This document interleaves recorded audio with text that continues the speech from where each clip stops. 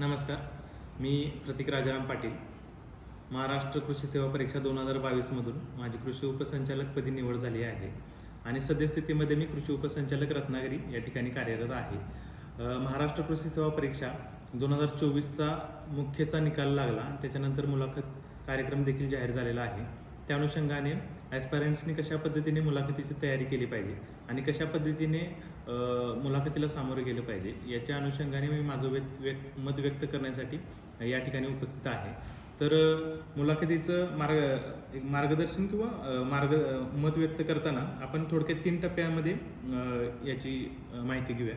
सुरुवातीला तुमचं बेसिक माहिती, जसे की तुमची प्रोफाईल असेल, तुमच्याबद्दल माहिती असेल. त्याच्यानंतर आपण टेक्निकल नॉलेज, त्याचबरोबर विभागामध्ये जे काही ट्रान्सफॉर्मेशन आले, विभागाच्या कोणत्याही योजनांमध्ये बदल झालेत आणि विभागाच्या कोणत्या योजना सध्या चालू आहेत त्याच्याविषयी कशी तयारी करायला पाहिजे याच्याविषयी माहिती घेऊ. आणि त्याच्यानंतर तुम्ही मुलाखतीच्या दिवशी मुलाखतीला कसे सामोरे गेले पाहिजे आणि माझी मुलाखत कशा पद्धतीने झाली, अशा पद्धतीने 3 टप्प्यामध्ये आपण हे सेशन घेणार आहोत. याच्यामध्ये सुरुवातीला तरी तुम्ही एक वाक्य आहे की मेन्स ही परीक्षा तुमची नॉलेज चेक करतं, पण जी मुलाखत आहे ती तुमची पर्सनॅलिटी कशी आहे, तुमचं व्यक्तिमत्व कसं आहे, तुमचं कॉन्फिडन्स कसं आहे, तुमचे स्ट्रेस मॅनेजमेंट ॲबिलिटी कसं आहे आणि एकंदरीतच त्या पदावरती काम करत असताना कशा पद्धतीचे काम तुमच्याकडून होईल याचा एक अंदाज घेण्याचा मुलाखतीचे पॅनल प्रयत्न करत असतो. तर यामध्ये सुरुवातीला तुमची प्रोफाईल महत्त्वाची आहे. तुमचे प्रोफाईल तुम्ही MPSC फॉर्म भरत असताना भरलेले असते, त्यामध्ये तुमचं माहिती त्यांच्याकडे नमूद असते. तर त्याच्या पद्धतीने तुम्ही तयारी केली पाहिजे. सुरुवातीला तरी तुम्ही तुमच्या कृषी सेवेचा इंटरव्ह्यू असल्यामुळे तुमच्या घरी शेती किती आहे, त्याच्यामध्ये तुमचा क्रॉपिंग पॅटर्न कसा आहे, त्याच्यामध्ये तुमच्या बेसिक कन्सेप्ट तुम्हाला माहिती पाहिजे. त्या क्रॉपिंग पॅटर्नमध्ये स्पेसिफिक कोणतं पीक असेल तर त्या पिकाची तुम्हाला SOP देखील माहिती पाहिजे. म्हणजे सपोज ऊस आहे तर ऊसामध्ये कशा पद्धतीने त्याचा फर्टिलायझर डोस कसा आहे, त्यामध्ये स्पेशल ट्रीटमेंट कशा केल्या जातात, त्याचं प्रोसेसिंग कसं केलं जातं, त्याचं व्हॅल्यू ॲडिशन कसं केलं जातं, याच पद्धतीने तुम्हाला तुमच्या पिकाची माहिती असणं त्या ठिकाणी गरजेचं आहे. त्याच पद्धतीने तुम्ही आता डिग्रीमध्ये नॉलेज घेतलेलं आहे कृषीबद्दल, तर त्याचा उपयोग तुम्ही तुमच्या शेतीमध्ये कशा पद्धतीने केला याचंही उत्तर तुमच्याकडं तयार असणं गरजेचं आहे. त्याच्यानंतर तुम्ही तुमच्या गावाविषयी थोडक्यात माहिती घेतली पाहिजे. म्हणजे तुमच्या गावामध्ये शेतीखाली क्षेत्र किती आहे, त्याच्यानंतर तुमच्या गावामध्ये खातेदार किती आहेत, तर कोणतं पीक आहे, त्या पिकावरती तुमच्या गावामध्ये कुठली प्रोसेसिंग इंडस्ट्री उभा राहिली आहे का, या पद्धतीने किंवा शेतकऱ्यांचे गट कोणते तुमच्या गावामध्ये कार्यरत आहेत का, कोणते FPOs कार्यरत आहेत का, याची देखील तुम्ही माहिती घेतली पाहिजे. याच पद्धतीने तुम्ही तालुक्याची देखील तयारी केली पाहिजे आणि तुमच्या जिल्ह्याची देखील तयारी केली पाहिजे. तर यामध्ये जिल्ह्याची तयारी करत असताना त्या जिल्ह्याची ऐतिहासिक पार्श्वभूमी काय आहे, त्या जिल्ह्याला कोणता सांस्कृतिक वारसा आहे का, कोणती पर्यटन स्थळं आहेत का, याची देखील माहिती तुम्ही घेतली पाहिजे. त्याचबरोबर त्या जिल्ह्यामध्ये कृषीशी रिलेटेड कोणते उद्योग उभारले गेले आहेत का, याची देखील तुम्ही माहिती घेतली पाहिजे आणि त्यानंतर मुलाखतीला सामोरे गेले पाहिजे. त्याचबरोबर तुमच्या जिल्ह्यामध्ये कृषीच्या पिकांसंबंधित कोणते स्पेसिफिक प्रश्न तुमच्या जिल्ह्याला भेडसावत आहेत का, याची देखील तुमच्या माध्यमातून तयारी झाली पाहिजे. नुकतंच आता अवकाळीचं संकट आपल्या महाराष्ट्रावरती येऊन गेलेलं आहे, तर आपल्या जिल्ह्यामध्ये कोणत्या पिकाचं नुकसान झालं तर याची माहिती देखील तुम्हाला असणं गरजेचं आहे. त्याच्यानंतर तुम्ही शिक्षण कुठून केलं, त्याचबरोबर तुम्ही पदवीचं शिक्षण कुठून केलं, त्यानंतर तुम्ही मास्टर्स केलं असेल तर ते कुठून केलं, त्या शिक्षण संस्थांच्या स्थापनेपासून एकंदरीतच त्याचं तुम्हाला माहिती असणं गरजेचं आहे. त्यानंतर तुम्ही तुमचे छंद, हॉबी मेन्शन केलेले असते, तर त्याविषयी तुम्हाला माहिती विचारलं जाऊ शकतं, त्याविषयी तुम्हाला माहिती असलं पाहिजे. त्या हॉबीचा उपयोग तुम्ही प्रशासनामध्ये आल्यानंतर तुमचं स्ट्रेस मॅनेजमेंट करण्यासाठी किंवा काम करण्यासाठी कशा पद्धतीने कराल याचं देखील तुम्ही तयारी केली पाहिजे. याच्यानंतर टेक्निकल नॉलेजबद्दल तुम्ही डिग्रीमध्ये तुम्हाला कोणकोणते सब्जेक्ट होते त्या प्रत्येक सब्जेक्टविषयी थोडक्यात तुम्हाला माहिती असणं आवश्यक आहे. त्याबरोबरच तुम्ही तुमचा एक आवडता विषय कोणता होता त्याच्याबद्दल इन डिटेल थोडी माहिती काढून ठेवलं पाहिजे. जर तुम्हाला सॉईल सायन्स हा विषय आवडत असेल तर सॉईलचे वेगवेगळे पॅरामीटर जे आहेत तर ते पॅरामीटर कशा पद्धतीने काढले जातात, त्यामध्ये कोणते प्रिन्सिपल आहेत, कोणते ॲपॅरेटस वापरले जातात याची देखील तुम्ही माहिती घेतली पाहिजे.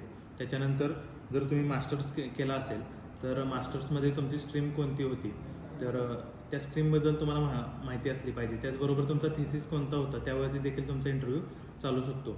त्याचबरोबर जर तुम्ही मास्टर्समध्ये कोणती स्ट्रीम आहे, फॉर एक्झाम्पल ॲग्रॉनॉमी स्ट्रीम आहे, तर त्या स्ट्रीमचा तुम्ही शेतकऱ्यांच्यासाठी किंवा प्रशासनात आल्यानंतर कशा पद्धतीने वापर करणार, त्याचा एक्सटेन्शन ॲक्टिव्हिटीमध्ये कशा पद्धतीने तुम्हाला फायदा होऊ शकतो, याच्याबद्दल देखील तुमची तयारी असणं आवश्यक आहे.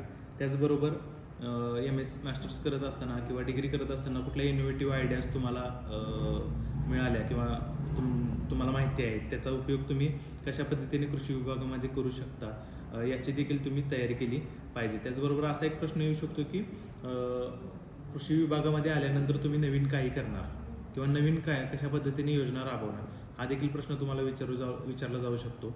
तर त्याचे देखील तुम्ही उत्तर तयार करून ठेवलं पाहिजे. त्याचबरोबर कृषी विभागामध्ये आता 3 पदं आहेत आपल्या मुलाखतीमध्ये, DDA, TO आणि AO.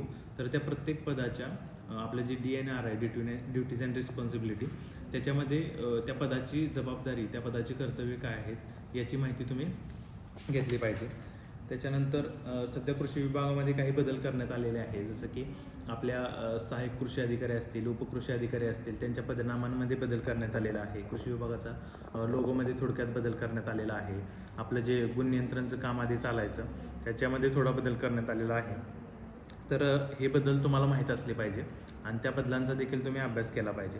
त्याचबरोबर कृषी विभागाच्या विविध योजना आहेत, तर त्या योजनांची देखील तुम्ही माहिती घेतली पाहिजे. यामध्ये प्रधानमंत्री सूक्ष्म अन्न प्रक्रिया उद्योग योजना असेल किंवा स्मार्ट योजना असेल, या योजना अंतिम टप्प्याकडे आलेल्या आहेत. तर या योजनांमध्ये कशी फलनिष्पत्ती झालेली आहे आणि ह्या योजना परत कंटिन्यू करायला हव्या का, अशा पद्धतीने देखील तुम्ही तयारी केली पाहिजे. त्याचबरोबर पोखरा 2.0 आहे, तर पोखरा 1.0 आणि 2.0 मध्ये काय फरक आहे. त्यानंतर ॲग्रिस्टॅग योजना आहे, ॲग्रिस्टॅगमध्ये आपण फार्मर रजिस्ट्री तयार करतो आहे, तर त्यामध्ये त्याचा GR तुम्हाला माहीत असला पाहिजे. त्याचे 3 कॉम्पोनंट वेगवेगळे आहेत, farmer registry, digital crop survey, अजून एक आहे, तर त्याची देखील तुम्ही तयारी केली पाहिजे. यानंतर कडधान्य आत्मनिर्भरता अभियान असेल.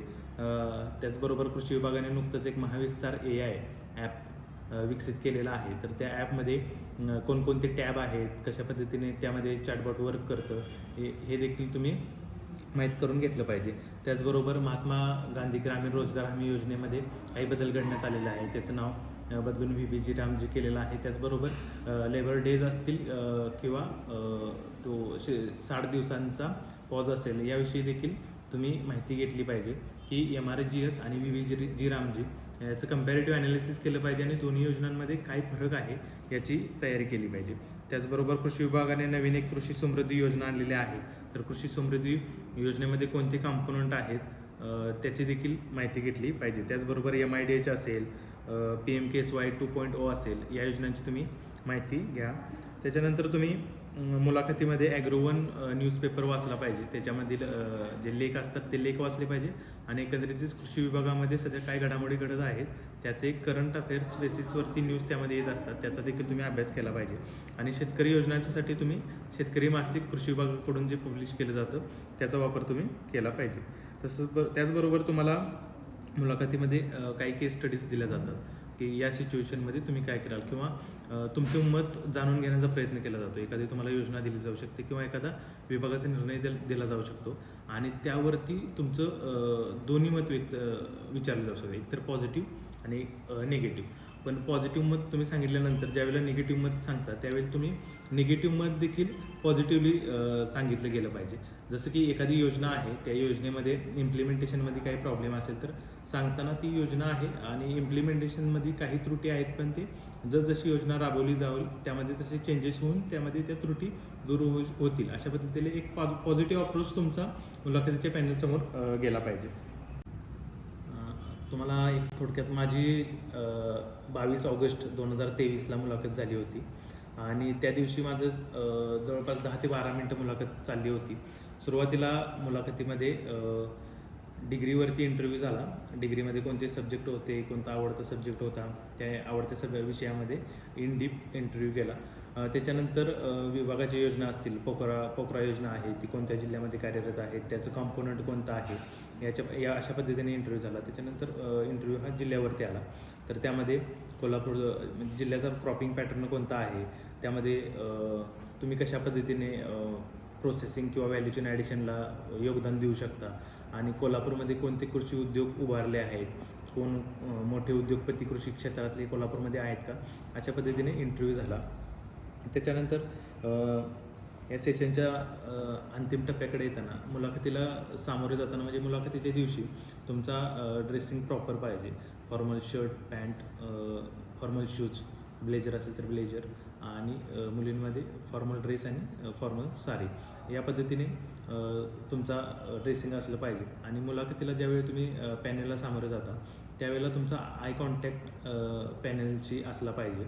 आणि मुलाखतीला ते तुमचे एकंदरीत तुमचा बोलण्यातला कॉन्फिडन्स, तुमचं स्ट्रेस मॅनेजमेंट हे चेक करत असतात. त्यामुळे जी काही उत्तरं द्याल तुम्ही ती कॉन्फिडन्सने दिली पाहिजे. आणि जर एखादा प्रश्न विचारला आणि त्याचं उत्तर तुम्हाला येत नसेल तर त्याचं तुम्ही माहिती घेतो किंवा याविषयी मला आत्ता माहिती नाही पण मी याविषयी अजून माहिती घेईन, अशा पद्धतीची तुमची उत्तरं असली पाहिजे, ना की कोणती चुकीची उत्तरं दिली पाहिजे. याच्या अनुषंगाने ते चेक करत असतात की ज्यावेळेला तुमची गोंधळाची परिस्थिती येते त्यावेळेला तुम्ही कशा पद्धतीने ती सिच्युएशन हँडल करता. तर अशा पद्धतीने तुम्ही मुलाखतीला सामोरं गेलं पाहिजे. तर आपल्या सर्वांना 2024च्या मुलाखतीकरिता खूप खूप शुभेच्छा देतो. आपण चांगल्या पद्धतीने तयारी कराल आणि घवघवीत यश संपादन कराल अशी सदिच्छा व्यक्त करतो. आणि भविष्यात कृषी विभागामध्ये आपण सहकारी म्हणून काम करू अशी आशा व्यक्त करतो आणि आपल्या सर्वांची रजा घेतो. थँक्यू.